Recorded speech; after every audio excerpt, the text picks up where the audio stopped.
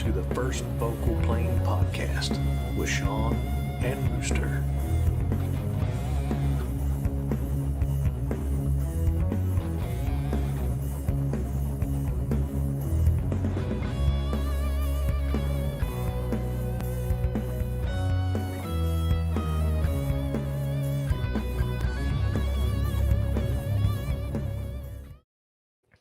What's up, my dude? Hey, Dan, what's going on? We're down a host tonight. Yeah, I'm not Rooster. This is 2 weeks in a row. Yeah. First me and now Rooster. We must have got the vid. It's almost 3 weeks in a row because was it 3 weeks ago or 4 weeks ago I wasn't on? Oh, that's right, too. Yeah. We're Must all be just- that time we're of the just- year. We're taking turns. I guess. Our eh? menses haven't synced yet. Why would you go there? Why would you go there? Sorry, our manses haven't synced yet. Our Is that mansies. better? Yeah. Our menstruation. Yeah. Anyway. Well, eventually it'll happen. How you been? I've been pretty good. Before we start, I got a little bit of show and tell, and I'm realizing just now how bad this is probably going to look on camera. Can you even tell what that is? Looks like a jar of dirt. It does, doesn't it? I'll tell you what, though. Smells like a jar of fucking heaven is what it smells like. Yeah. If I open the lid, can you see what it is there? Granules, flakes of something. Yeah, well, it's Midnight Canoe Trip. Oh, interesting. I decided that very we were coarsely wondering. ground. Yeah, super coarsely ground because I keep doing it in a French press. Yeah, Like a that's the way to do one-cup it, in French my press. opinion. Yeah. So, and this might even be a little bit more coarse than it should be. I probably should have given it one more chop, but I got tired of wondering what Midnight Canoe Trip was. So I decided, you know what? The only way to find out is to figure it out. So, how does it taste? It is friggin' delicious. I'll tell you that. I actually, I've actually picked up, I've got 3 of Bolt Action's coffees. I got Suppressed because my wife drinks decaf. I got Scopes Up because that's it's the regular medium roast. And then I had to try what the Midnight Canoe Trip was. So I got the Midnight Canoe Trip. So it is, obviously it's their dark roast, and it is definitely a dark roast. But it has this, apparently it's like a Colombian Sumatra blend, whatever the fuck that means. And it does not smell like your typical dark roast. It doesn't really taste like it either. It's got like usually for me, dark roast is really bitter. Okay. Well, yeah, that's kind of what dark roast does, though, is it's more bitter, high acid coffee, right? This tastes a little bit more mild than that, though. Like it's almost like, I don't want to sound like a fucking snobbaneur, but it's almost like chocolatey coffee. Okay. Almost. Not carob, but actual chocolate. But it's just really, really good. And I like my coffee like James Reese likes his coffee with honey and a little cream. Yeah. Well, no cream, just a dollop of honey. Okay. I think that's how he likes it in the books, isn't it? He puts a little cream in there. Does he? What a wimp. What a wimp, that guy. What a wimp. Kills a million more people than John Wick, and it's he's just a wimp. Yeah. But yeah, no, it's great with just a little bit of honey in it. It was really, really, it's surprisingly good because I didn't really think I was going to like it. I thought I would like taste it and then like share it around to some friends and let them taste it that like dark roast, and then I would drink the Scopes Up. But I'm actually going to drink the whole Midnight Canoe Trip, which is probably not great as somebody who is an ambassador for Bolt Action coffee. I probably should be sharing it to all my friends, but you know what, Bolt Action, if you wanted me to share it around, you shouldn't have made it taste so good. So did you actually purchase that? No, good. No, our friends at Bolt Action sent it to me. Yeah, which was very nice. They're stellar dudes. Yeah, but welcome. Which makes me feel even worse for the fact that I'm going to drink it all and not share it around. No, that's what it's for. It's for that's why we have ads. Is they don't pay us; they just give us coffee. They just give us coffee. Yeah. And really good coffee. Yeah, and let's back up a little bit. They're a great Canadian company, great dudes, and we have to hook them. We have to hook them up with at least an ad read. But before we get to that, yes, Welcome to the First Focal Plane Podcast, episode number 45. That's pretty good. We're 5 minutes in before we even welcome everyone to the podcast. I know, right? Well, we just talk and get into each other, and no What? homo. Or maybe a little homo. Well, welcome not to the anymore. Welcome to Jesus Christ, episode 45. We made it to 45. We're still not canceled. And Fantastic. This is where we firmly believe that Die Hard is, in fact, a Christmas movie. And it's not a belief. Belief implies faith. This is a fact. Yeah, it's definitely a fact. And but the only thing is, I wish I had a machine gun. Ho ho ho. What'd you call me? Your machine gun? Pistol Chris K. Did you call me a machine gun? Yeah. But as always, guys, we are brought to you by EM Precision Rifles, based out of the booming metropolis of Leduc, Alberta, Canada. Leduc. They are Canada's premier precision builder of lightweight hunting rifles, starter packages, ELR rigs, whatever you want. They'll hook you up. EM Precision has the right stuff to get you into the field, on the range, and into the winner's circle. They are the exclusive distributor for Curtis Custom Actions. They've been named the official action of the 2021 Precision Rifle Series. Congrats to friend of the show, Chase. And the crew at Curtis Custom Actions, EM Precision Rifles, like I said, sole distributor. If you're looking for one of their products, hit up Shane on Facebook, Instagram, and their website, emprifles.ca, or hit up John at Tundra Supply. That's a thing now. So, well, that's pretty cool. Yeah, hit them up. Yeah. Well, I already gave them their ad read, shout out. but I'm going to give them another ad read, I guess. Tonight's Top Shot is brought to you by Bolt Action Coffee. Get into the precision specialty coffee game with Bolt Action Coffee. Hand-loaded weekly to ensure quality of consistent flavor and freshness. Bolt Action Coffee is roasted and packaged Tuesdays and Wednesdays, and then all orders are shipped on Thursdays. This process ensures supply order volumes match customer order volume and prevents aging on the shelf. And I can tell you what, the coffee that they sent me was pretty goddamn fresh. Specialty brewed with the precision shooting community in mind. Now that, unfortunately, they have to expand because I am not a precision shooter. I'm not very good at that. Choose between Scopes Up, delicious, Overwatch, haven't tried it, Suppressed, delicious, but won't give you a buzz, and the newly released Midnight Canoe Trip, delicious. They also have Yeti to go mugs, regular mugs, stickers, flags, and shirts available on their website. At checkout, use First Focal Plane, all one word, for 10% off of your order, because who wants to pay taxes anyways? You bet. Find them on Facebook, Instagram, and on their website at boltactioncoffee.com. Now, you said you use a French press to make your coffee. Of course. Why? Because I don't make large batches, and because it just seems to taste better. You bet. I'm actually a kind of a coffee snob, to be honest with you. I thought you didn't coffee. drink the caffeinated stuff, though. I thought you just liked the taste. I don't drink coffee for the caffeine. Usually, like, I'm not like, I have 1 cup in the morning, and that's all I have. So I do drink it for the taste.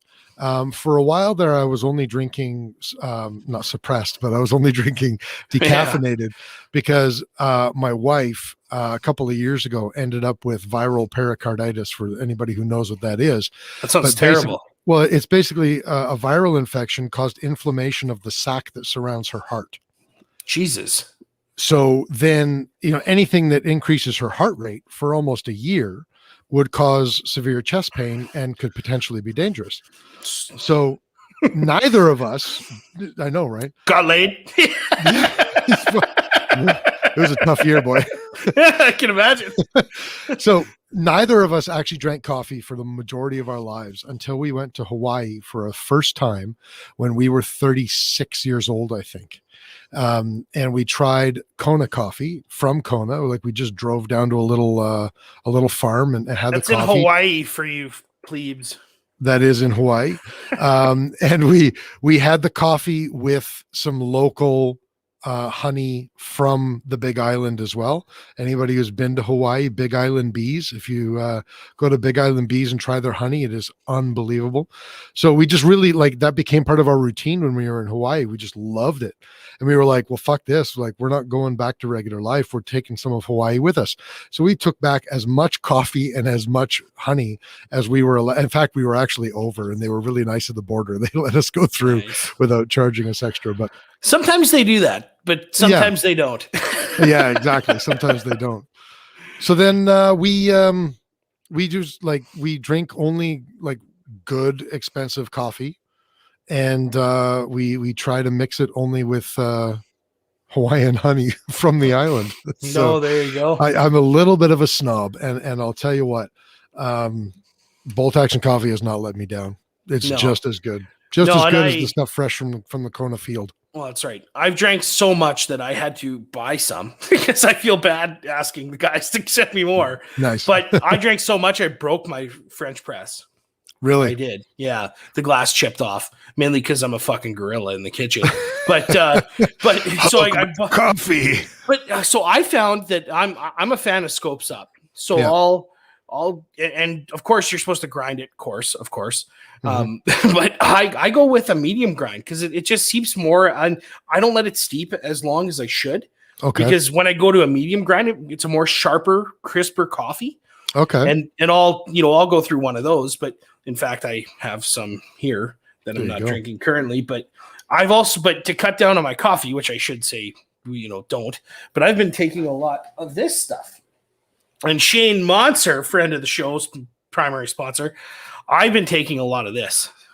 Almax A-cuts, aminos, and there's caffeine in it too. Yeah. And but it's not sugar, which is awesome. And because I'm a big fat guy, I'm trying not to be a big fat guy. So I take that. Replacing your coffee with amino acids. I'll still have a carafe, if you will. But the Amax, man, that shit, I'm flying high the whole day. Except for today when I work, or last week when I work like 30 hours and with no sleep and blah, blah, blah. So anyway. But yeah, check them out, boltactioncoffee.com. Use code First Focal Plane because why would you pay more? Don't pay more. That's right. So yeah, I'm not going to get into the next one. Well, we'll save that for a little later. Yeah, before we do that, okay. So Cliff, let's just bring this up here. So Cliff says, minus 38 below moose hunt quite a few decades ago, was going to try a hot cup from Pops, and he hit a bump in the old 1975 Chevy, and it ended up in my lap. So a sign. So he took that, I guess, as a sign that coffee wasn't for him. Apparently. Maybe coffee just wasn't for you yet, Cliff. Yeah, at that time. Because in I don't know when this was, but you're saying it's were you driving a brand new Chevy in 75 or? But he's not that old. but Bolt Action Coffee wasn't around in 75. A lot has happened since then, and now you can get really, really good coffee. It is, yeah. And being that the guys who made it are like coffee snobs themselves, like the guy, like, well, I'll just say Miles. He's, he only does that pour over Camdex thing, and I'm like, that's way too intense for me. He does what? I don't. Have you seen those pour over Camdex like coffee makers? It's a glass carafe that looks like a vase.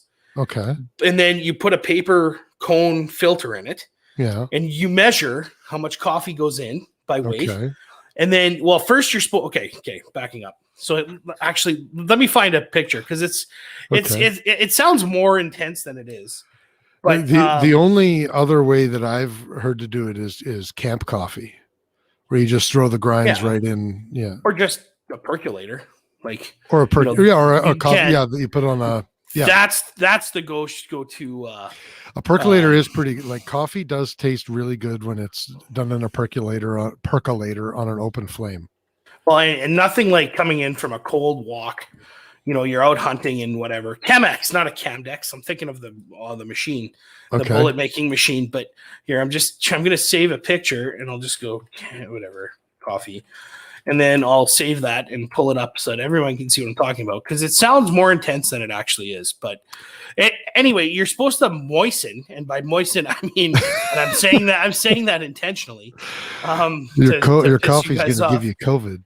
No, it won't. Unless unless you drink it out of a drink box water bottle sort of thing, or you drink bat soup out of it with it. Mm-hmm. Anyway, so that's what I'm talking about, right there. Well, isn't that what sorcerers in Dungeons and Dragons mix their potions in? Pretty much. But so do you see where that wooden mid part is with the string around? Oh, is that wood? Okay. Yeah, so above that, or it's cork. I think the majority of it's cork, but Okay. but you put the filter in the top half, the hourglass part of it, I would say, Yeah. and then you pour water in first to wet the filter. You pull that out, you dump the water out, put the filter back in, put in your predetermined amount of coffee, and then pour over water. And then it's like boiling hot water. Yeah. And then it's a coffee machine, right? But how does it how steep you the get coffee then? Well, it really doesn't. Well, you're filling up that hopper, let's say, with water, and it just pours through like a drip machine. It drips through. Okay. Yeah, but it's a little more intense. It's basically it's a poor man's drip coffee. But I thought drip coffee was a poor man's coffee. Because you can get like a $20 Mr. Coffee. But at least you have to plug it into the wall. But look, here's Carlos. Buck up, boys. And Cowboy Coffee. It quit being a bunch of girls. English is his strong suit tonight. I have no idea. Carlos, can you reword that in grade 3 English? Anyway, but yeah, check him out, I think what guys. he's saying is that Cowboy Coffee is the way to do it. And somehow we're a bunch of girls.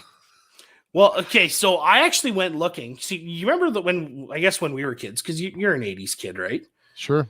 You remember those Corel cups that were like frosted glass with that design around the rim that everyone had? Those coffee cups? Anyway, I went looking for those. Plastic in my house. We weren't very. Oh, there you go. We weren't very rich. My dad had one of those every morning before he went to work, and it was always like stained with fucking coffee because he never washed it and shit. And like, but still, I wanted some of those because I'm like, oh, that would be the way to go. And I remember coffee always tasting amazing out of it, but I couldn't find them. Are you talking about the plain glass cups, and then they had like the white stenciling around the rim? Like the coffee mug too, but they were more. Here, I'll show you here. They were more so like it was more frosted glass, like you can't see through it. But you can tell that there's a dark liquid inside of it. Welcome to the coffee ever. Yeah, welcome to the coffee. I don't care if anyone else loves this. Yeah, it's our podcast. Fuck them. Vacuum brew machine. Now Doug Rodenbush is talking about vacuum brew machines. What the fuck? Don't get me started on vacuums. So they kind of look like this. Yeah, I remember those. Yeah, except frosted glass and without that fruity little swirl of a handle. It was a standard handle. Yeah, but it had that same design. About. You probably can't find them anymore. Well, no, and I went on eBay and I couldn't find them. And anyway, whatever. Well, you know what? Everybody had them in the 80s, but I'm pretty sure everybody bought them in the 60s and 70s. Oh, definitly. So they're even older than we remember. And they're in everyone's camper nowadays. Yeah, pretty much. Except for our camper, because my mom, God bless her, she gave birth to 4 boys. So we didn't have a whole lot of breakables in the house when I was growing up. There you go. The only kitchenware that got broken was the spoon when my mom hit us in the ass with it. I pooped myself at convenient times. at inconvenient times when I Cowboy Coffee it. Typically, as soon as I hear shooter, do you understand the course of fire? Shooter, stand by, beep, and it's poop time. Scott, that's just getting old. That has nothing to do with coffee. Pyrex. You got to work those Kegel muscles there, Scott. Jeff coming through in the clutch. Pyrex coffee mugs. Pyrex coffee mugs. Yeah, oh, yes. Right. That's why I couldn't find them, because I was looking like Corel coffee mugs. Yep, that's them. Pyrex. Wait, now you're going to be able to find. I'm going to buy so many of those cocks. You're going to show us on the show next week. Yeah, I'll be sipping my whiskey out of it next time. But anyway, so when I'm traveling, I have a company branded Yeti Rambler or a Yeti cup, and by God, those are the cat's ass. I'll put a cup of coffee in it. And if I'm working and get busy and I don't drink it, I'll come back later, a few hours or even at the end of the day sometimes, and I'll come back and it's still hot and still steaming. Like when you pop that seal, it's like, whoa, what's going on? Or when you're at the lake or camping, then you put ice in and a whiskey or like a rum and Coke or whatever, and you forget about it because sometimes that happens. I don't know what, but alcohol abuse. But anyway, come back and it's like the ice is still there like a couple hours later, or like Scott says, when you're shooting an IPSC match and you shouldn't be fucking anyway. See, that's the number one reason why I don't drink a whole lot of coffee. I just don't want to shit myself in the middle of a IPSC match. Yeah, there you go. There you go. And Doug said, so Doug's still on this vacuum brew thing. He says that he used to vacuum brew in the restaurant that his folks had when he was a kid in the 1860s. So he just wrote 60s. I'm just assuming if he was a kid, then it must have been the 1860s, right, Doug? We should have called this the roast episode tonight. We should have, yeah. I'm just we want our listeners to engage with us, but I'm just going to cut down everyone who does. Because we didn't want to have another guest. Like Ryan was awesome. Ryan did a hell of a job, but we're like, yeah, let's just bullshit. Kurt's not here. We can talk shit about him. Yeah, we should talk shit about Kurt. Oh, I don't know, man. He's salt of the earth. I don't know if I could find something to talk shit about, even if I wanted to. Well, it doesn't have to be real or true. Yeah, but then what's the point? The whole point about making fun of friends is that it actually hurts a little bit. That's right. You know, I'm scrolling past some of our comments that we skipped right at the beginning. Somebody was saying something. So, Scott was letting us know that his rifle will be here tomorrow. It's a Lefty Valor 6-man bun. Yeah, so is it 6-man bun or 6.5 man bun, Scott? It should probably be 6.5 man bun, I'm guessing. But it could be a 6 Creedmoor. Well, yeah, but is 6 Creedmoor man bun or is it just 6.5? Well, I think you could sub man bun for Creedmoor pretty impressively. But no matter what the caliber is? Well, no, if it says Creedmoor, it means strutting peacock, in my opinion. Okay. But anything 6 mil. But if it's a Lefty Valor, so Curtis Valor, 6 mil man bun. What barrel is that, Scott? Send us details. Is he? Yeah, there we go. So Scott's listening. We should actually invite him on because I want to pick his brain a little bit. Bring him on right now. Is the Mooseman match still going on, Scott? Yeah, because I saw, because I'm part of the Facebook group for the intro to PRS match that's going on in Mooseman. I can't remember the date, but and I saw that the match was canceled. I'm like, what? Why? You know, what match was this supposed to be? It was a PRS match. The intro to PRS. So like new shooters like me who've never shot a PRS match before can show up and learn to shoot and not be whatever, right? Yeah. So anyway, but if Scott, if you want to come on, I'm sending you the invite right now. Yeah, you can come on. Just click that link, follow the prompts, and they postponed it for COVID. So it is postponed for COVID. So yes, Jimmer, my rig, the one in the background of this show, is a 6.5 man bun. But still shoots the lights out. So yeah, COVID's really fucking things up. And considering, we have that rimfire match at Kurt's coming up, depending on how things go, that might even get canceled because Rick Cataback might not be able to get out of Ontario. Well, he'll get out. That's the thing. That's the thing with all of this crap, man. Like, if you're willing to drive through a check stop and say, yeah, I'm going for work, leave me the fuck alone. You can still go wherever the hell you want. I guess it really, whether you go anywhere or whether you don't go anywhere, depends on how bold you are. Because the reality is he is going for work. It doesn't matter whether it's volunteer work or paid work. Right. That's neither here nor there. But the real question is, throughout this whole thing, I've said, like, let the customer dictate, for fuck's sake. If everybody's worried about it, then they won't come and you have to cancel it anyway. Yeah.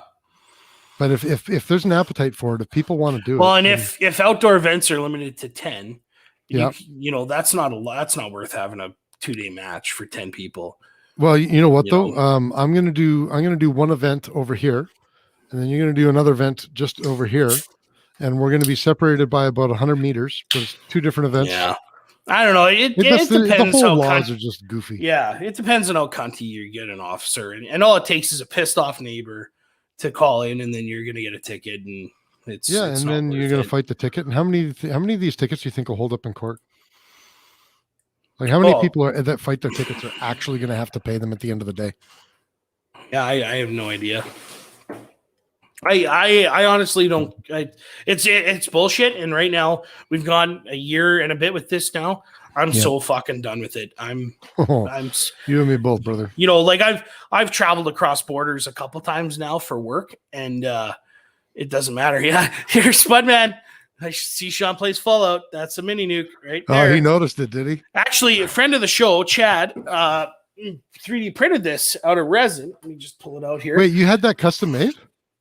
Well, he made it for me because I told him to make me a cool ashtray. Oh, but you I never told me that. I thought you. I didn't bought show it you off what it's like Wish or something. No, he made it for me. You can see it's stellar, and he painted it, and it's not seamless, but it's fucking stellar. Well, that's I don't know, but cooler now. But you know what's cool about this? Yeah, that I've seen. Yeah, it twists off. Or you're showing Spudman, aren't you? Yeah, Spudman. So it twists off.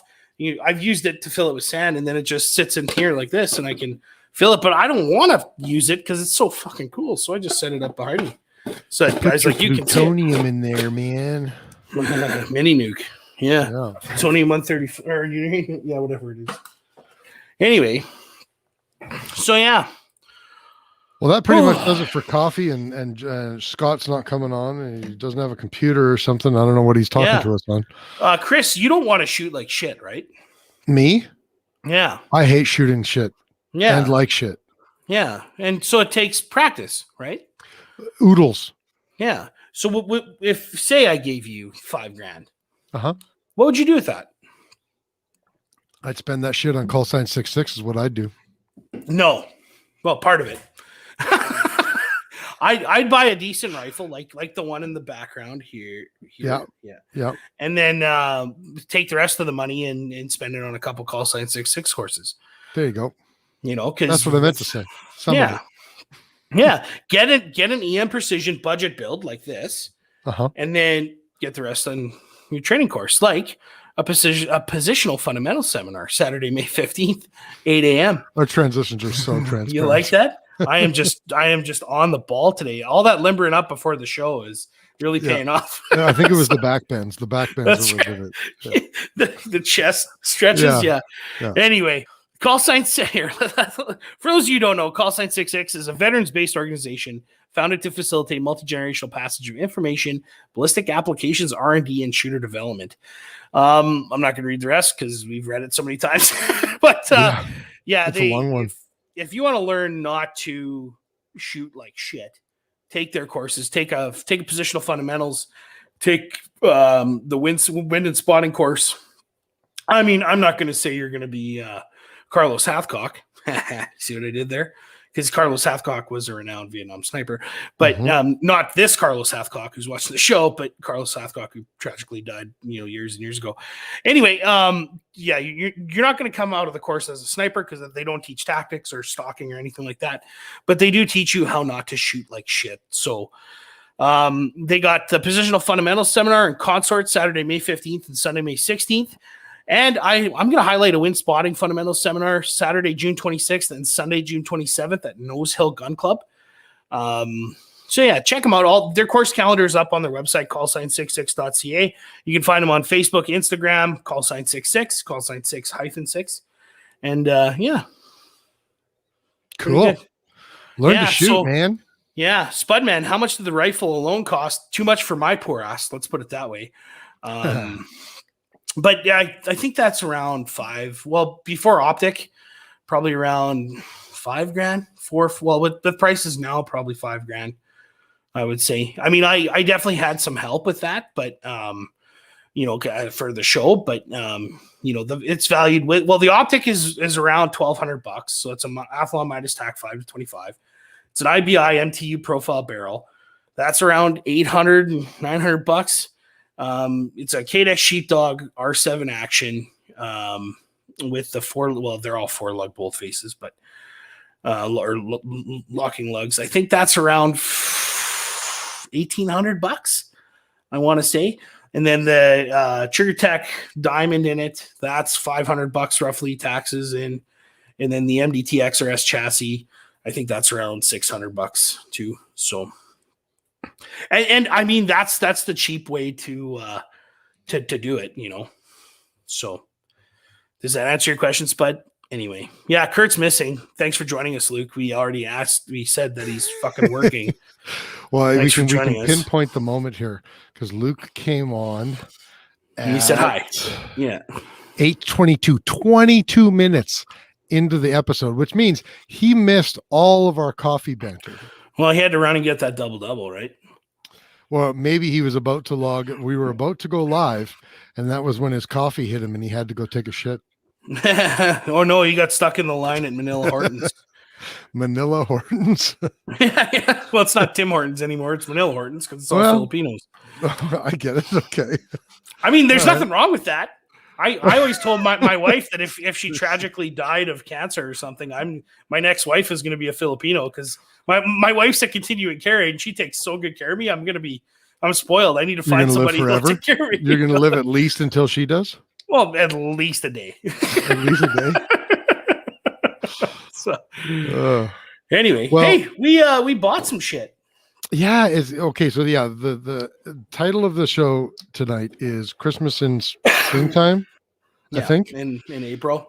Christmas in April, whatever it is. Springtime, whatever. It's fucking Christmas. Oh, it's fucking Christmas. I've been bitching and complaining for like 5 months now for all the things that I prepaid for that never haven't arrived, and then all in the span of like a week, all of it arrived. So we're gonna do a live unboxing, and this here's what pisses me off. Are we can't actually handle it on the but it's not a firearm.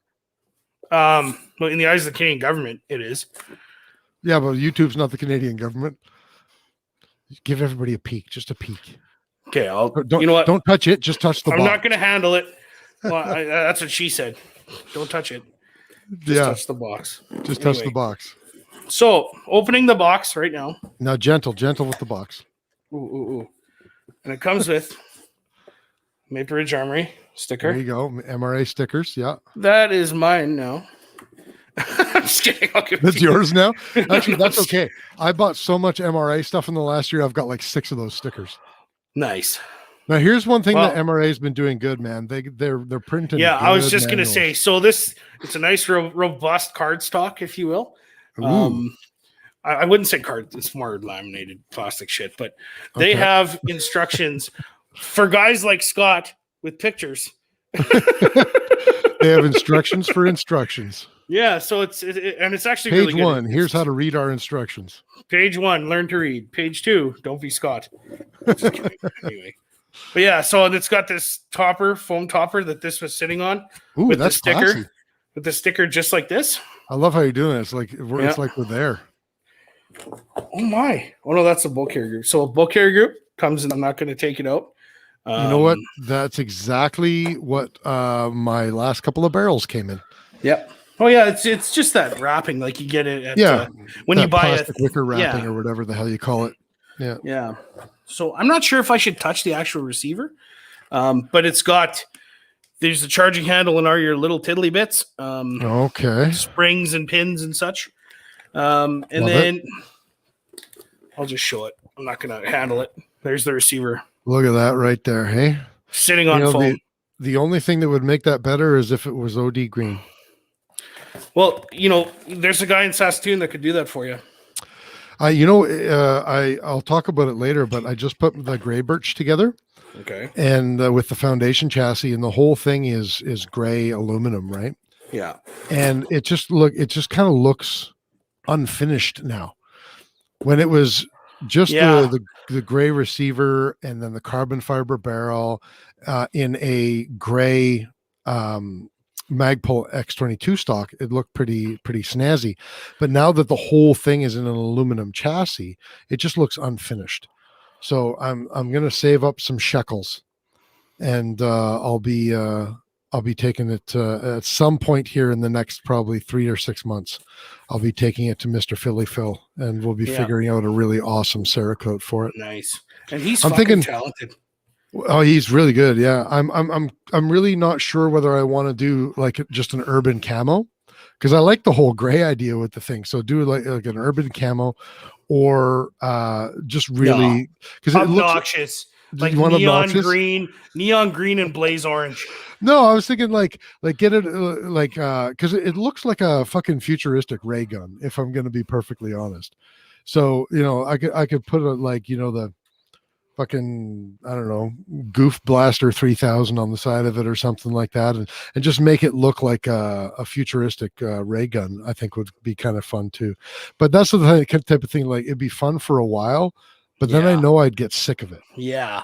You know what I mean? So before I figured out that Phil does Cerakote, I was going to do Duracoat, which is it's not like you don't bake it on like you do Cerakote, like you don't need an oven. It's actually a 2-piece mix air spray can that hardens to a good gun finish, like decent. It's not like Cerakote, but it's decent, and it's a little cheaper too. And there was a guy on the Canada Guns subreddit, for those of you who are on Reddit.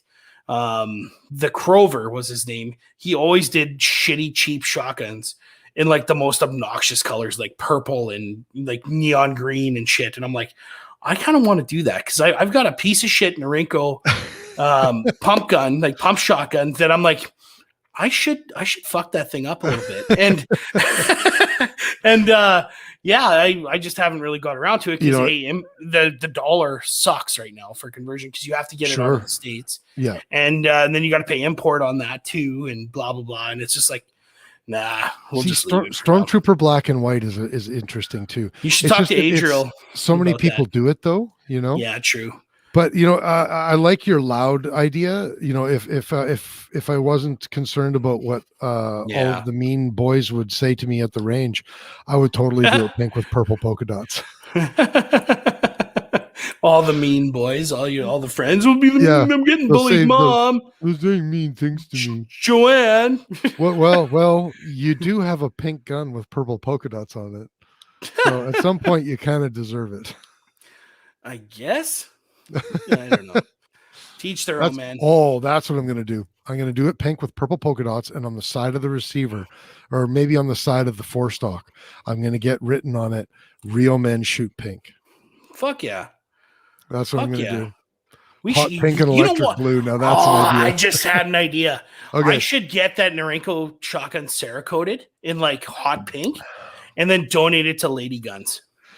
Oh, there you go. Yeah, that's nice. Because I never shoot the cocksucking thing. It's just, I just have it. It's just a safe queen. And I'm like, it's not worth anything. It's like, maybe get $200, $300 for it. Maybe, it's just, I'm looking it's not at like Phil's it's expensive profile. or anything.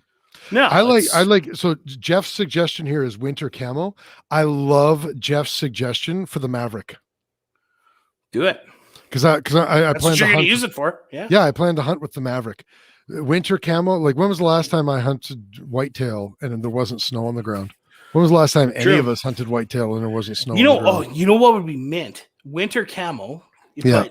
But with hints of black in it, like for whatever. But then like hints of like brown, kind of like this. Like, so you can have the grass. You have like a in it. Because then like I don't know about you, but every deer I've ever shot, it's never, well, the first one I ever shot was in the woods. But everyone after that is on the plains. And that would be money in the bank. I don't know. I think that would look pretty awesome for a Maverick.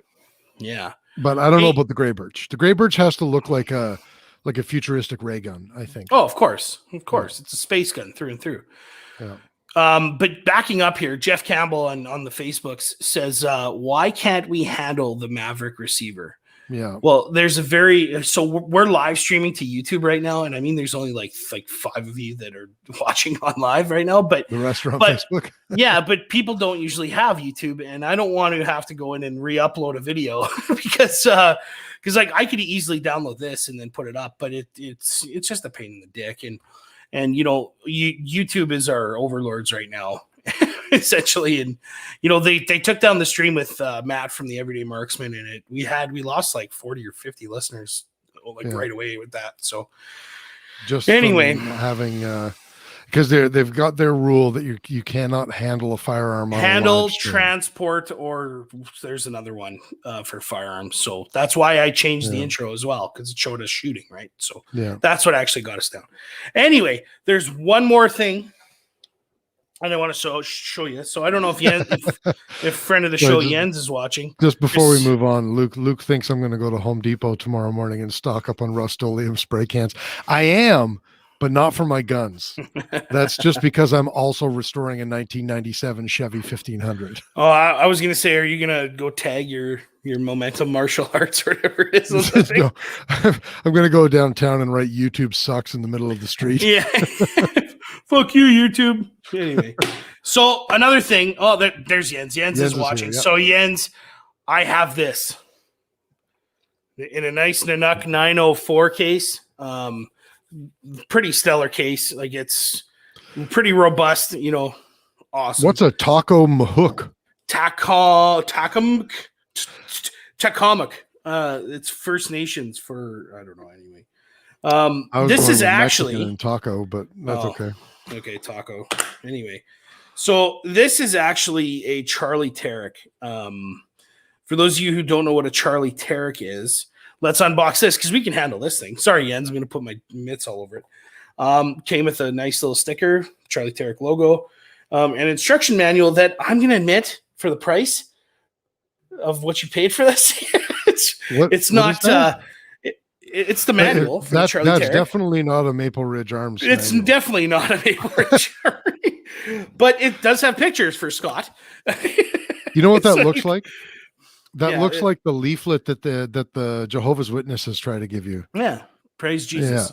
Yeah. But praise your gun lords, Vulcan, and anyway. Praise Taco MHQ. But anyway, so that's what comes in it, and then nice little the insert is way too large for the Charlie Tarek, so you got lots of protection in here. And I did not do this; it came this way, Jens. But yeah. So for those of you who don't know what a Charlie Tarek is, it is this guy right here. It is the ugliest, most useful piece of machinery you can find. Well, if you want to shoot out to 2 miles or more, it's. But the finish, like I've seen these in action at King of 2 Miles, and I was expecting the finish to be a little better. It's not. It's kind of like right off the CNC, which is it's more utilitarian. Yeah. But for those of you who don't know what this mounts on the front of your scope, and it allows you to get more, I guess, magnification. I think, Jens, if you want to say. Is it more magnification, or does it changes what you're looking at to change your bullet drop? Isn't that what it does? It doesn't actually magnify anymore, does it? I don't know, because it's essentially a periscope, essentially, from what I can see inside. Yeah, I think what it does is it calculates elevation. Yeah. It changes what you're looking at for your there you go. It adds another 100 MOA. Yeah, that's right. So but then look at this. So it's got, I don't know if you can see that, but the holes there's like a glue material in there. Weird. It looks weird, but anyway, no added magnification, just gives you extra 100 MOA. Anyway, that's the front of it, so that's what sticks out the end of your thing. But you know what it looks like? It looks like. So my grandfather was a gunner on the HMCS Haida in World War II, and it looks like a miniature version of what he would like the what the hell would you even call it? The hull of the gun, I guess, because they sat inside of this like shell or whatever, and then the guns are coming out. So it looks like something off of that ship anyway. It just looks very utilitarian is all. There you go. Yeah. Anyway, I got that too, so I might be making a trip up Saskatoon because I don't like having things that are not mine. So. And you got lots right now. You got the Charlie Tarek, you got the Maverick. Couple grand worth of stuff, and I'm going to say both of these came graciously provided by Bullseye North, Ken Thiessen and the gang there. So thank you to those guys. Yeah. They've been the only thing, like, Ken has been great, but he needs to get Keltec RDB. It's not his fault. How hard is it? We said that every show. I know. Ken said, if Ken's watching right now, he's literally just sat back in his chair and he's like, fuck off. No, it's fast as bedtime. Okay, good. Good. So when he listens to us in a couple of days on the audio version, he'll be sending us a message saying, "Would you fuck off with the RDB?" Yeah, that's right, and buy more shit. Yeah. Well, we would if you had an RDB in. Yeah, I'll drop $1,500 on an RDB right now. Okay, can we talk about the RDB for a second? I want to go back and catch up on some of our. Oh Jesus, Darren Ostapowicz wants me to sing "Hearts of Oak" now. Jesus, like I said, my grandfather served on the HMCS Haida. I didn't serve on the goddamn thing. I don't know what their song was. Anyway, I want to catch up on all of the chat that we've been ignoring. But before we do that, I want to talk about the RDB. And in general, I just want to go on a rant for a second. motherfuckers, your guns are not worth more used than they are used. Did I say that? More used than they are new is what I meant to say. Yeah, there you go. So I took a look at RDBs because, you know, you can find people are selling them, right? And I'm looking at this like RDB never fired. First of all, not fucking true. If you never fired, it was still fired at the factory. And I don't believe for a second that you didn't fire it. But anyway, used gun, okay? No scope on it. Has 2 LAR mags and the magazine that it comes with. $1,950. Do they take air patterned magazines? Like Yeah. Oh, I thought they were a proprietary mag. That just makes that gun exponentially cooler, in my opinion. Yeah, no, they take AR mags. But first of all, from what I've seen in reviews, LAR mags are shit in those bullpups. Wow. Second of all, $1,500 brand new, or $1,950 for your used piece of shit with 2 LAR mags. Do you want me to believe that 2 LAR mags is worth $450 now, and there's zero depreciation on your used firearm? Yeah, You that's fucking had a shake. And then well, there was one. you know, I saw one on Gun Nuts for $1,900. Like, Yeah. what are you doing? and it was Anyway. just the rifle. That's the RDB in a low resolution image. Yeah, I love it though. I know I'm going to love it. It just looks like so much fun. So, would you rather have that or a Tavor or an X95? I would probably take the X95. The problem is that the RDB is half the cost, and I'm really not a Gucci gun kind of guy, you know. True. So Scott, how is it for doing mag changes though? Well, it looks like the manual arms could be roughly similar. Like, let's see here. Yeah, so the magazine release is right above or is it a lever? Yeah, it's that catch that you can see right in front of that. It's Oh, like yeah. a trigger. So it's like a. Oh, yeah, there you go. It's a paddle, yeah. Well, it's not really a paddle. It's a paddle, but it's facing. Oh, it's kind of like a Tavor then. Yeah. Yeah. Then what? Oh, that's just the takedown button. Okay. I don't know. An X95 is the same manual arms besides the mag change option. Yeah, like, for sure. You know, but it's twice the cost. True, but it functions in the desert, and in my opinion, if there's really have you seen Forgotten Weapons? They do some pretty damn good torture tests, and their RDB did pretty well, comparable to the. I haven't seen the RDB. Yeah, I mean, none of their bullpups have done very good in their torture tests, but the RDB was comparable to the Tavor. That's another thing. Like Norinco Type 97s, doesn't matter the generation. If it's a Gen 1, it's not $1,000. It's not shit. If it's a Gen 2, it's not. Let's be honest. If it's a Gen 3, it's not worth $1,000. If it's a Gen 2 with the flat top rail, maybe. But if it's a buddy of mine bought a Gen 2.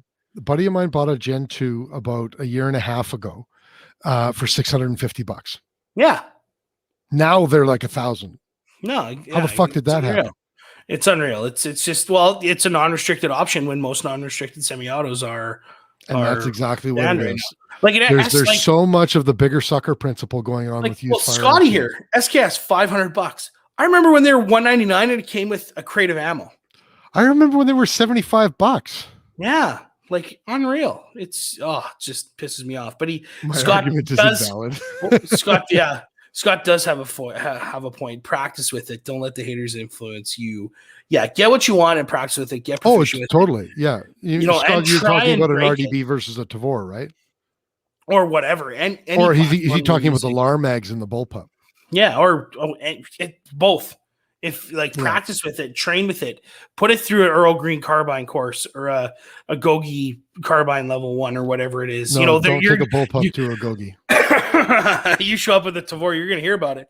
But you show up with any bullpup and he'll just try and push you off the range. If that's all you got, take it. It's you got to train with what you get. Just be prepared for the flak. But whatever, it's not about the flak. It's about running a gun. You know what? I had an AR. It's not like I didn't have an AR. What AR? I don't know what you're talking about. Well, the government knows I have it, unfortunately. So, like, I have one sitting in a safe. I'm not allowed to use it, so I got to replace it with something. And I'm One. sorry, I'm just the 180C and the MCR. They're just not. They don't No. blow my hair back as a replacement No. for the AR. And what I don't like, even with the MRA that I got, the MRA Renegade, it's a great gun and it gets you out there, but it's still a manual operating gun. And then, but every time you rack it, there's that tinging, just like a WK or the 180C or whatever. There's always that tingy thing, and it just makes it feel cheap. Well, that's usually your buffer spring, isn't it? Well, that and the steel on steel and blah blah blah, but still just feels tingy. Whereas an AR, my ARs don't do that. They never have. And that just speaks to the quality of it. But anyway, not going to shit on the WK. If use what you got, if that's what you got, and for sure. Run a gun until you break it. That way you understand what's going to happen when you actually need it. God forbid in a fight or out in the field or whatever, right? Not that you can in Canada. Well, you can, but Scott makes another good point here. You can press check the Tavor. True. You can't really press check the RDB very well. No. Yeah. Huh. But I'm fine with all of that. I mean, the reality is I'm really not a 3-gun shooter. And I'm not really preparing for the end of the world either. Not with that gun, Sorry to be perfectly honest with you, if the end of the world happened and we all started roaming the wasteland, I wouldn't be taking an AR or an RDB, to be perfectly honest. Why not? I just I just wouldn't take a gas gun. I think there's too much that can go wrong in the world of in the climate that we live in without the modern trappings of society. When you're out in the middle of nowhere, I think I would do like the Rangers do. There's a reason that the Canadian Rangers don't use gas guns, and I think I'd be the same way. Fair, valid point. Yeah. Well, and that's the other thing too. The RDB that's a wrong argument. Apparently is better than the Tavor. Yeah, our audio listeners are going crazy now because I'm responding to everybody talking in chat, and they won't even be able to tell what they're saying. But Spud says I'm not a fan of the Tavor trigger. Well, that's easily fixed with a Super Sabra. And easily you can't get an aftermarket trigger for the RDB right now, can you? No, I don't think you can. I don't think so. High point carbine. Luke says high point carbine going from the reviews or a Kel-Tec sub cheap. Well, a Kel-Tec sub 2000 or I've been looking hard at Ruger PCCs, and mainly because I have a shit ton of Glock mags and M&P mags, but it comes with the Glock adapter, mag adapter. Yeah, and every video I've seen on them, they just run. Doesn't matter if you got hollow points. For sure, they do. Yeah, but I've shot the Ruger PCC, the JR carbine, the sub 2000, and I own a Tnw Aero. And I have to be perfectly honest with you. I think that the reputation that the Aero gets for being unreliable is user error. I don't think it's warranted at all. The sub 2000 is quite nice. But unless you need like a foldable backpack gun, it's just too small. Like my hand doesn't, half the time I slide the magazine in and I pinch the meat of my hand here because it goes over top and it's hard to get a good cheek weld on it because I'm so small, and so there's that for the sub 2000, but it's reliable and it shoots quite nicely. Not that I've put a million rounds through it. I don't own it, but it was nice for what I shot.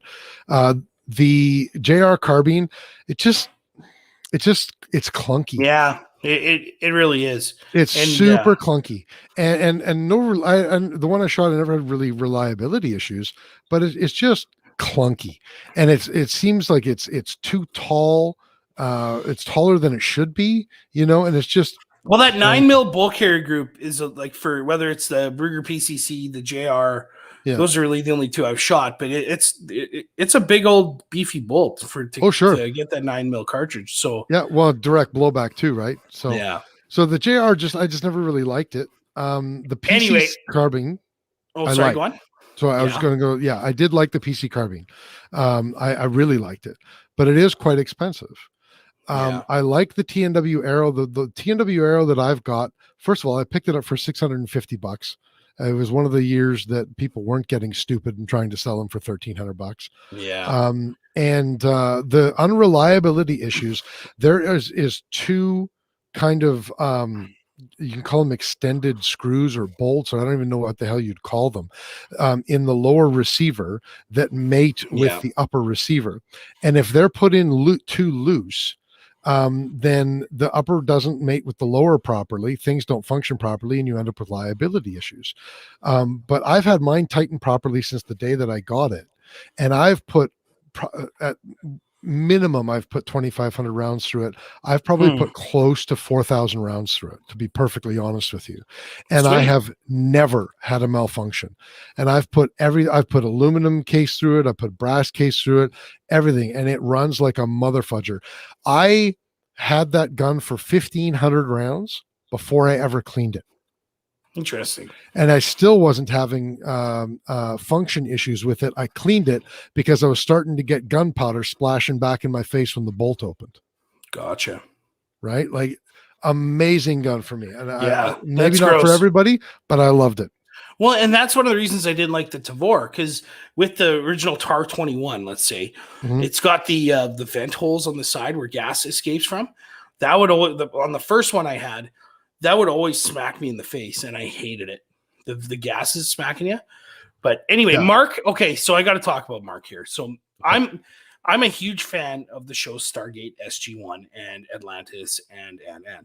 So we had Ryan Stacy, sales manager, operations manager for International Barrels on a previous show, and in a past life he was the armorer for the show for SG-1 and Atlantis. And so Mark here, I work with Mark. He's one of my service managers. He says, have you ever tried an FNP90? Was always curious about that one. Well, so there's a story to that. So the reason the FNP90 is not as prevalent as it probably should be is because it uses, at the time, it was a proprietary cartridge for FN, the 5.7 by 28 millimeter, which was a hot, spicy little round. I love it. And it's awesome. Kel-Tec's handgun. Or the Ruger 5.7, or it's great, and but it's not prevalent, and it costs a shit ton of money, and you can't feed the thing. So the reason the show they were using MP5s or MP5s, the reason they switched from those to the FNP90 was because it looks cooler. It looks futuristic. It's a spacier gun, top loading with those stick mags. It's the same reason why everybody's using micro Ronis in these new sci-fi shows. Well, exactly. It just looks futuristic. Yeah. Or any bullpup nowadays, or Chiappa rhinos for pistols or whatever, right? But they make a so the P90 in its true format is a submachine gun, full auto, select fire, 5.7 by 28, short barrel. That's meant for concealment, and it's meant. It was designed for close protection, VIP security, so you can conceal it under a suit or whatever. Because it's not a lot. It's not a big package. It's probably only about that wide, or that long by about that wide. But it's unfortunately, Mark, it's prohibited in Canada. But they do make a civilian version called the PS90, which it's a goofy. It's got a barrel about the length of Chris's dick hanging out the end of it. Well, when I fold it in half. That's right. And it just looks silly. And buddy of ours from Arm and Gun Instagram fame and now YouTube fame, because he gets like 1 million downloads or 1 million views of video. Well, that's awesome. Way to go, Armand. But anyway, he's got one, and he has one in the PS90 and the original, because he can have temporary prohibited stuff, but he just can't shoot it, I don't think. But anyway, so he's got one, and it's, I don't know, I can't get over the length of the barrel. It just looks stupid. So I got to be honest with you, the length of the barrel it ruins that gun. I mean, it's the whole, it's like getting a honey badger and then chambering it in 5.56. It's not a honey badger.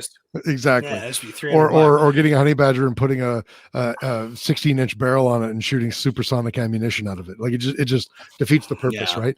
No. It makes no sense. But Luke has a valid point about the Chris Vector.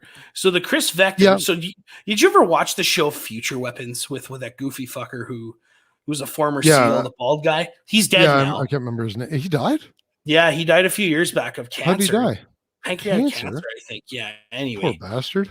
but that's where I found out about the Chris Vector, and it was just called the Chris at the time, and it was the way it recoils. Have you ever seen how that gun recoils? Oh. Okay, so it essentially. From what I understand, it doesn't very much. Well, no, because wait, no, I have looked that up. Yeah, it has Yeah. the weird system in it, right? Yeah, and instead of it going straight back into your shoulder, it kind of goes back and then down into the body of the gun. Right. And it absorbs recoil. Like there was a video that was just put up on Reddit, I think, or even TikTok, I can't remember, of a guy shooting a 30-round Glock stick mag out of it, and on full auto, and the gun doesn't move. It just sits there, and it's just rapid, like it's so quick, and it's so.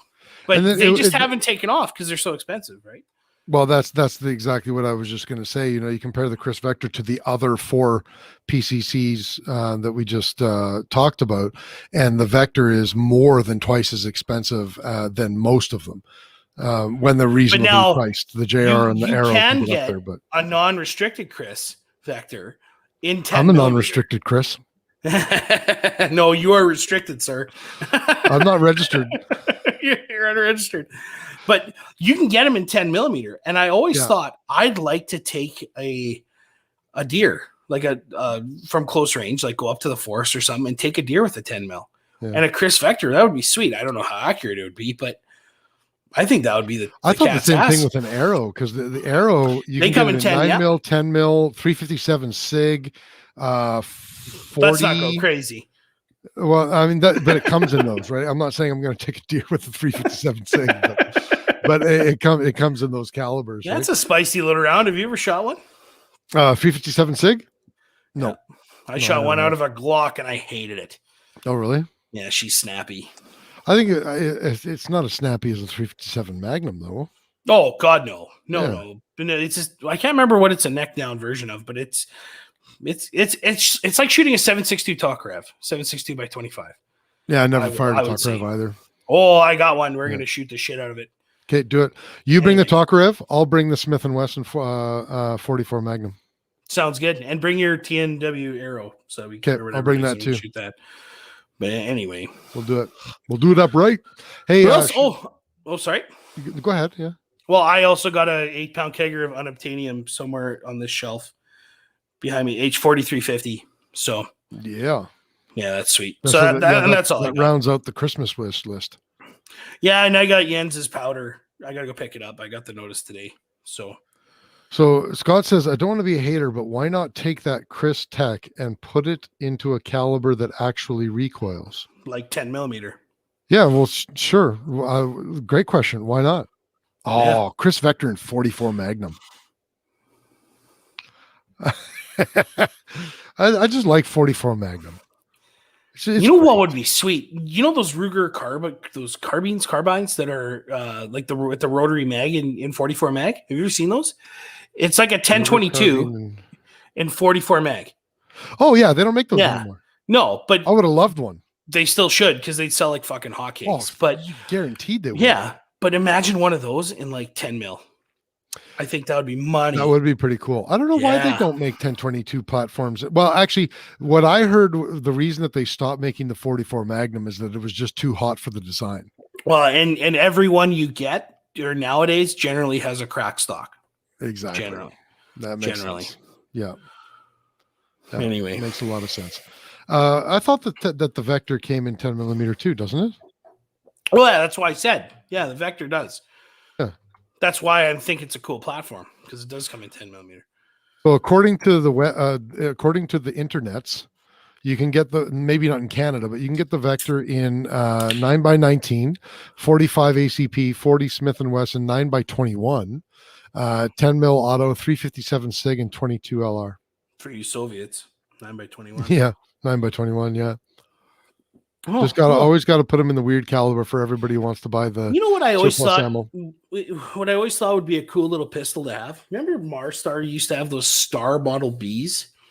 You ever seen those? Bs? No. It's a Spanish company that is now defunct, but it's a sidearm. It's a 9mm sidearm. I'm talking 30 outs. Chris, yeah. Chris Vector, Scott wants a Chris Vector in 30-06. Scott can get one. Yeah. Good luck with that. Yeah. But where was it going? But the Star Model Yeah. Bs, Marstar was selling them like that was when John was still the owner. Okay. They were selling them for like $300. I always thought it's a single stack mag that kind of looks like a 1911, but it's a 9mm. And I'm like, I thought that would be cool, but I just never pulled the trigger on it. So I don't know. I always thought those would be cool. But you can get a couple of different like 1911 patterns now in multiple different calibers now. True. Like you can get them in the obviously 45, but I'm pretty sure I've seen them in 40. And you can definitely get them in 9. You can get them in 22. So I think there's a couple of different caliber availabilities. I don't know whether Colt's making them in all those calibers or not. I no idea. But I mean, there's so many companies making that pattern now. Yeah. 9 by 21 used to be a popular IPSC caliber. That I did not know, Cliff. Well, worldwide, and I think that's now, Cliff, remind me if I'm wrong or correct me if I'm wrong, but IPSC is like weird calibers like that, and 38 Super and things like that are used in IPSC because in most European countries, you cannot have military cartridges, right? Right. Like you can't use them. So like 38 Super, 9 by 21, what are some other weird ones that they use over there? I don't know. But yeah, that's what they do over there. So poor Luke. Yeah. He's always a couple of minutes behind. Yeah. Well, he was probably typing that out as I was saying it. And then he was like, fuck it. I'm printing it. I'm typing it anyway. Anyway. So Spudman said Henry rifle 44 Magnum. I'll tell you what. It's always a go-to. Yeah. One of these days I will have a Henry Mare's leg in 44 Magnum, but I'm going to put a proper Henry stock on it. Why? It defeats the purpose of having a mare's leg. Well, no, it doesn't, because then you got a tiny little short barrel lever action for bush carry. I guess. It's the tits. Come on. Or just considering we're talking about nerd shows and shit, you can be like Zoe from Firefly and carry it around in her leg holster. That would be sweet. Well, I can do that with a full stock on it though too. I mean, you could. But I guess you're fucking tall enough that the full stock would only be like halfway up your quad. So yeah, that's right. it's just a fucking. I call that a handgun, Sean. It's not a long gun; it's a handgun. It's a handgun. Anyway, I will have one someday. I would love. Could you imagine if it were legal? I'm hunting in the bush. I got a Henry Mare's leg with a proper stock on it, and just as a backup, I got a Smith & Wesson 29-2. With an 8 3/8 inch barrel. I got Dirty Harry's gun under my shoulder. Or you can go even crazier and go Escape from LA or Escape from New York, where he's got the 44 mag revolver with the old school aim point red dot sight on the top. I wouldn't. Was that a 44 he did? Smith & Wesson he did that with? It was either a 44. I thought it was like a Red Hawk or something like that. No, it was a Smith. He's always used Smiths. Was it? And I was looking at this the other day because I'm like, I should watch that movie again, even though Escape from LA is hot garbage. Oh yeah, but it's still worth watching. It's a hot garbage. 629 Performance Center 44 mag. Is it really? Yeah, here I'll save the photo of it. But what length of barrel though? 6. Yeah, so it's not the 8 3/8, but that's okay. Well, but who's going to carry a fucking 8? Well, I guess 8 3/8 me. to you is. Yeah. Me and Clint Eastwood, motherfucker. Yeah, true. And by the way, I'm pretty sure me and Clint Eastwood share a birthday. Oh, yeah. Hey, I don't mean to one-up you, but... but... So there's no but. Clint Eastwood is exactly, to the day, Clint Eastwood is 50 years older than me. Really? Yeah, to the day. You know who my birthday friends are? My birthday friends. The best captain in Star Trek, Jean-Luc Picard. You share a birthday with Patrick Stewart? Sir Patrick Stewart, yeah. Okay, that is cool, but he's not Clint Eastwood. Okay. And there's 3. So there's Sir Patrick Stewart. Yeah. There's Harrison Ford. Oh, okay. On Solo, Indiana Harrison Jones. Ford plus Patrick Stewart. But wait, I'm not done. I'm not done. Okay. Also, Sarah Michelle Gellar, Buffy the Vampire Slayer. That's kind of like a minus, though. Is it? Because I wouldn't fight that bitch. I wouldn't fight her stunt double. Oh, exactly. But I'd fight her in a heartbeat. Here's Snake Plissken's gun from Escape from LA. There it is. Yeah, with that old aim point red dot on it. Look at that beauty. I just couldn't do it. I would feel so dirty putting a scope on a. It's a red 44. dot. It's not a scope. It's close enough. Mark does have a valid point. Escape from New York was way better when he carries around a Mac 10 with a big old suppressor on the front of it. I love it. Anyway, for sure. Yeah. Well, man, Patrick Stewart and Harrison Ford. Hey. Yep. Damn. Hey, guess what? What? We're completely revamping our range this week at Fish and Game, Regina Fish and Game League. Tell us about it.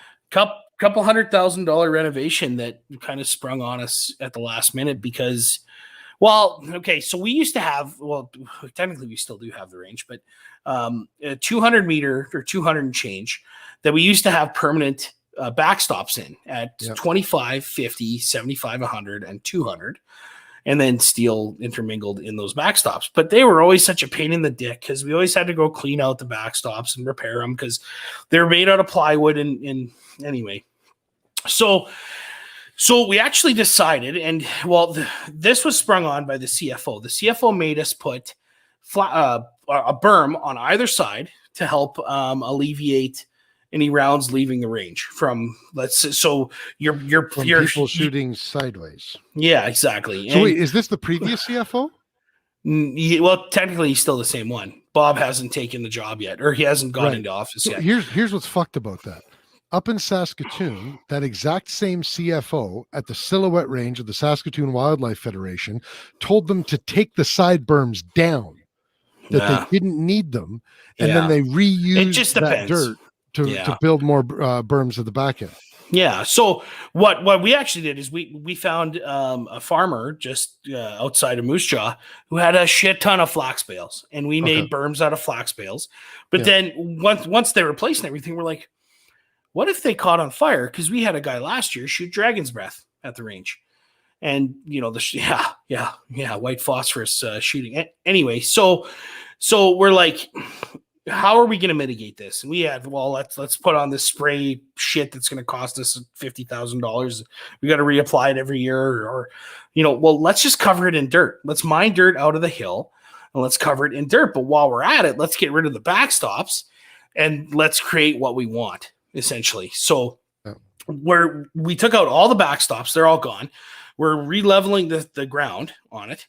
And then we're also putting in at various distances post holes or like custom made target stand holders that go in so you can put anything you want, because it's also a safety hazard with the backstops in, because when guys were walking down to the 200 meter line or 200 yard line, pardon me, 200 meters with the backstops in, you couldn't see them.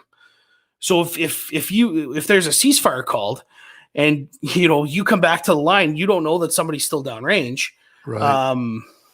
It's ridiculous. So and a safety hazard, especially if you start losing rounds. So So and we're very safety conscious out there, right? So we took the backstops out completely. We're putting up these target stands that you just put a 2x4 in, and you can mount steel, you can mount paper, whatever you want. As long as you're following proper regulations, steel at no less than 10 meters away, or no less. That makes sense.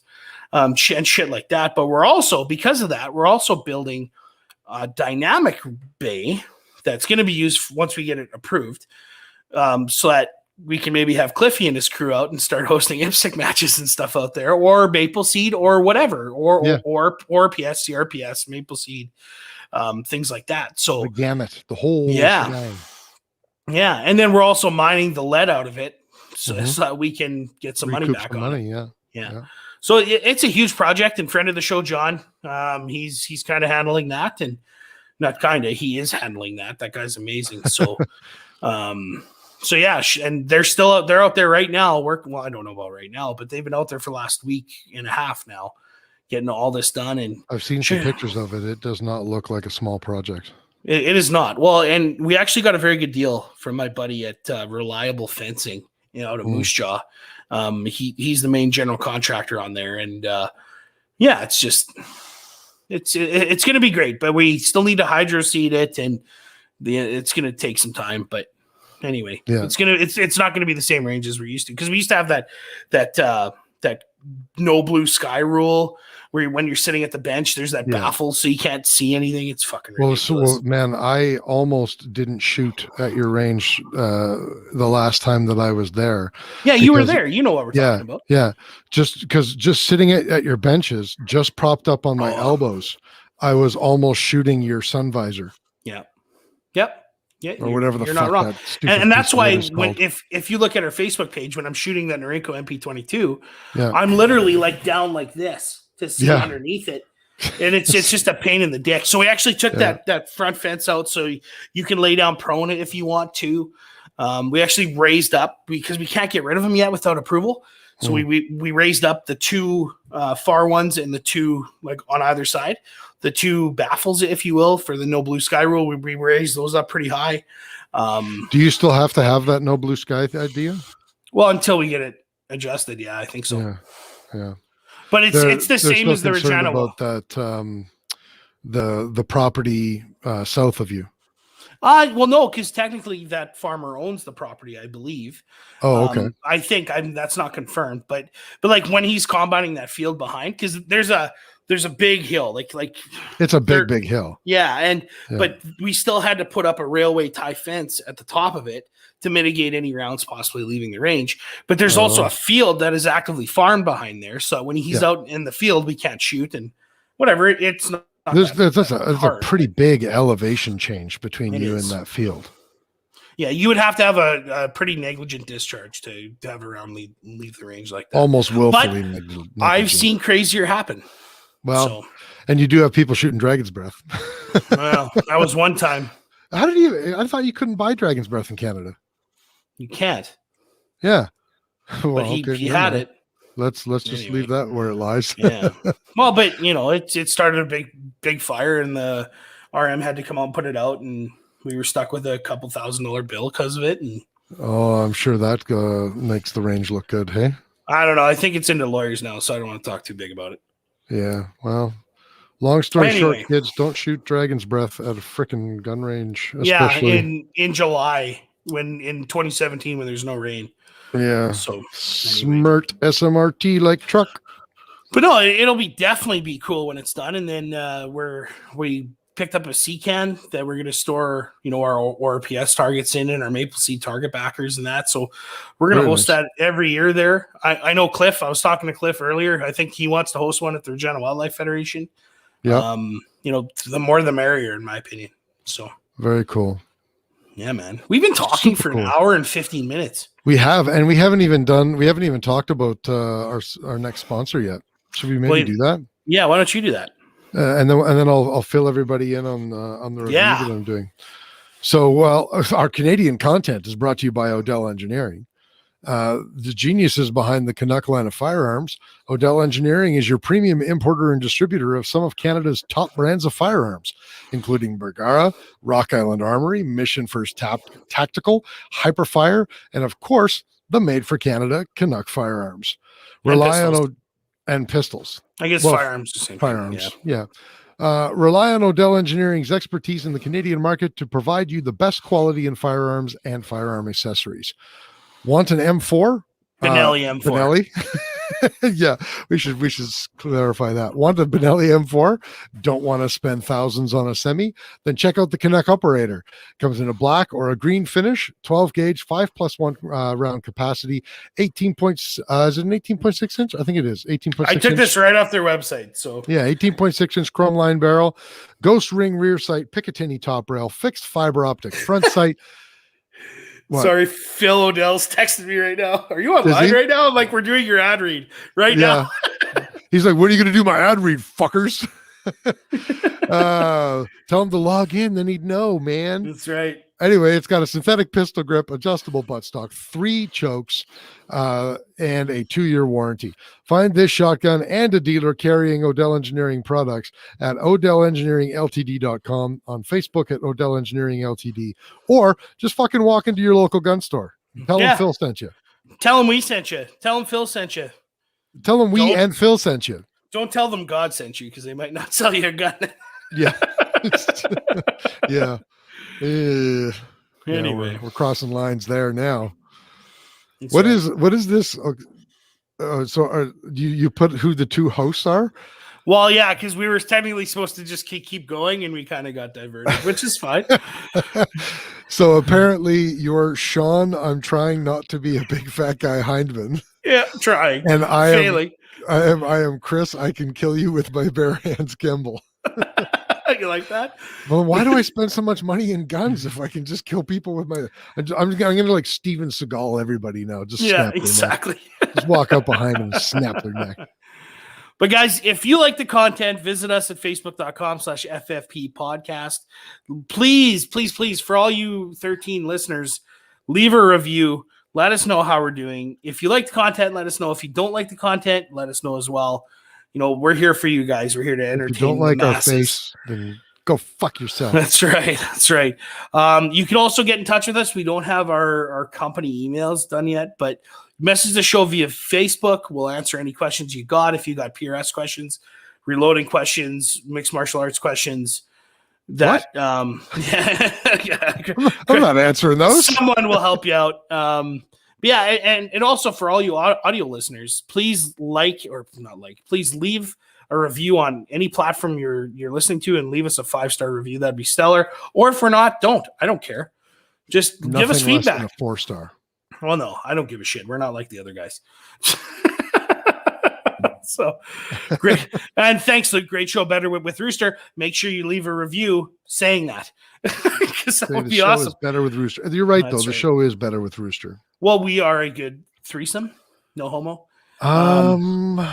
But we also have a kick-ass website made by Boomstick Media, ffpp.ca. We haven't written any articles for a little while now, but we got lots in the works, a lot are in the save folder. We are working on several YouTube-based firearm reviews. Yeah. We are. I'm pretty much done filming for the FD12, the Canuck FD12. I will tell you, it's supposed to have some drone footage in it. I don't know what the fuck is going on with this province, but if we could get a day where it's not 25 or more kilometers an hour winds, then I will include some drone footage in the review. Otherwise, I don't know what the hell. We're going to be doing a review on the Gray Birch, the complete rifle, including the foundation chassis now that it's been released. I know that Adriel is going to beat me to the Maverick review, but you know what? His is going to be in 6.5 Creedmoor and mine's going to be in 308, and whatever. Come at me, bro. Just watch them both because Adriel's is going to be good. The hunting gear guy makes great reviews. Oh, and I'm just going to do my best to make mine better. I'm going to watch his first, and then I'm going to do mine. I also want to do one on the Canuck operator. That's I would love to do that. I shot a Benelli M4 for the first time last week. I was out at the range, and I was filming for the FD12 review, and this fantastic couple. I wish I could remember. I'm so bad with names. I wish I could remember their names, but I don't. They came up and we were talking, and I was telling them about the podcast and that I was filming for the review because, they're like, "Why do you have so many cameras, you fucking narcissist?" And I was like, "No, I'm doing a review for our podcast." So, none of your fucking business. That's why. Yeah, that's what.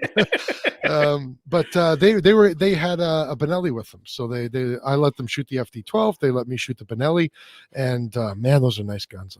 But what are they like? $2,000 or more than $2,000? Oh, I think they're pushing with theft and shipping. I think they're pushing 3,500, $4,000. Really? I think so. Let me look here. Oh, $2,700 before taxes. Holy schmeckle. Yeah, they've never Calgary been cheap. Shooting Center has them for $2,590. Cabela's in stock, $26.99. Yeah. Rangeview Sports, $26.99. But don't buy them from Cabela's. Yeah, don't. No. Get them from the Calgary Shooting Center. Al Flaherty's has them in stock for the same price.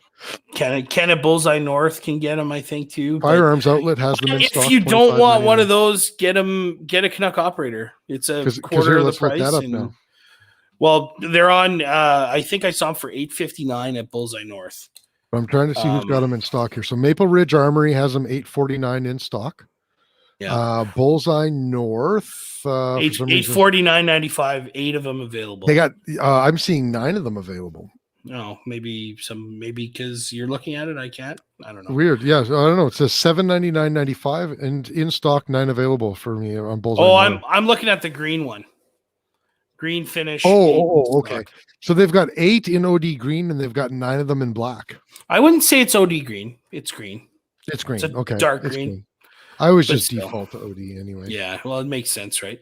Anyway, that's less than half the price of a Benelli. Oh, definitely. Now, what I understand is that first of all, the operator runs very smoothly. The reviews I've seen is that it runs very, very, very smooth, but that the buttstock is just a sliding buttstock on a fake buffer tube, kind of like an M4 style, where it's not that rotate and lock setup that the Benelli has on it. But I mean, if that's the only functional difference between them for less than half the price, what the fuck have you got to Who gives a lose? shit? Yeah. And you're supporting local, right? You're supporting Canada. You're supporting Canada. I mean, yes, it's Turkish made, but I mean, the whole thing is being brought in by Canada, right? Canadian man, Canadian company, Canadian distributor, Canadian retailers. Do it up. Definitely. Anyway. Yeah. Should we end the shit show? That was a good show. Yeah, I thought it was pretty okay. We missed the rooster. Definitely. Well, we always. But yeah, guys, check us out, ffpp.ca. Thanks for listening. Big shout out to John Johnston and his band. Well, just John. His band is pretty much done. Okay. he did the music. He's currently doing some other stuff for us. He still hasn't got me that yet, so I need to figure out what's going on there. But if you guys play guitar or bass guitar or whatever, and you would like a sweet one, custom made just for you, check them out, johnstoncustomguitars.com. And if you get one, tell them we sent you. You get 10% off. And we don't get anything out of that. John's a coworker of mine. He's awesome. So you're just helping a brother out. And he's in Virginia, one of the poorest states right now in the Union. So before we go, Cliff said he wants to ask us a quick question, but he doesn't seem to be typing very quickly. Cliff, I cannot answer how much hookers cost in Regina. That's 6.5 Creedmoor new brass, size or just load? Never loaded new brass. Size. If it's new, you should check your dimensions, but you should just be able to go load it and go. But then once you first shot it, you got to trim it and size it and all that stuff. But it should be just good to go, brand new. Well, I'm not a reloading expert by any stretch, but me, just as a general rule of thumb, even with new brass, I put it through my full length sizing die before I. You should, yeah. But like Yen says, size anyway. Yeah, it's just don't take reloading advice from me. I blew up my first pistol ever. So. Well, if you think of it this way, why do you have a 6.5 Creedmoor? Because they're inaccurate. True. So size it. Everything is 100% because depending on I would imagine even the really high-end brass manufacturers, it all comes out of a big fucking machine, right? So true. Size, like Yen says, size anyway. It doesn't matter if it's Lapua brass like this stuff, or Atlas, or Peterson, or Hornady, or Winchester. Just seems like a good best practice. Yes, sir. Anyway, fantastic. I guess I should go back to that. Great show, buddy. Good to see you again. Good to see me too. I mean you. Okay, guys, later. See you next week. Bye, guys.